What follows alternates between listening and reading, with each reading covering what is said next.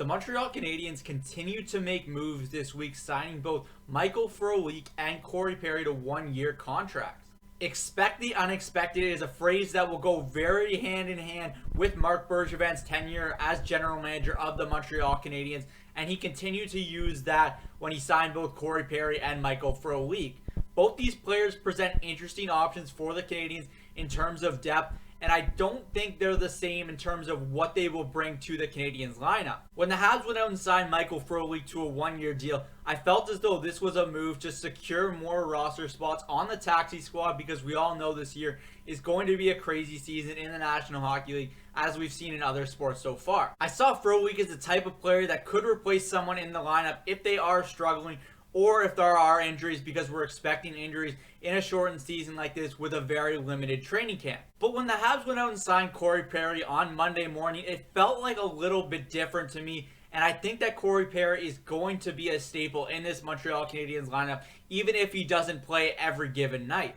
It's very interesting to me because Corey Perry said during his news conference yesterday that he will not be guaranteed a spot in the Canadiens lineup, and that to me says a lot about the current situation with the Habs and how much depth they have. Right now, the fourth line wingers currently consist of Joel Armia and Paul Byron, and that goes to show you how incredible the Canadiens' depth is right now, and it's something we haven't been able to say for a long time. Perry provides a certain element of grit to that fourth line whenever he does get inserted into the lineup, and I would expect him to play a big role on the Canadiens' second power play unit, specifically on the bumper role in front of the net. I think despite the Canadiens being a little bit over the salary cap right now, they'll be able to manage this internally and won't have to make a trade before the regular season starts.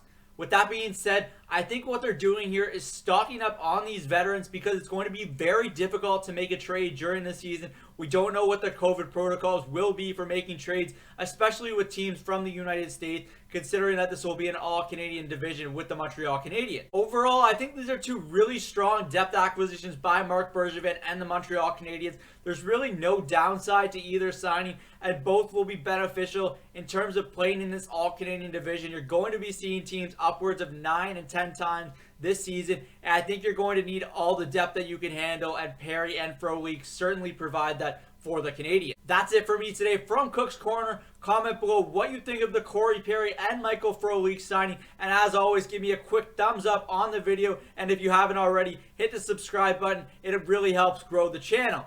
I'm Zach Cook. We'll see you later.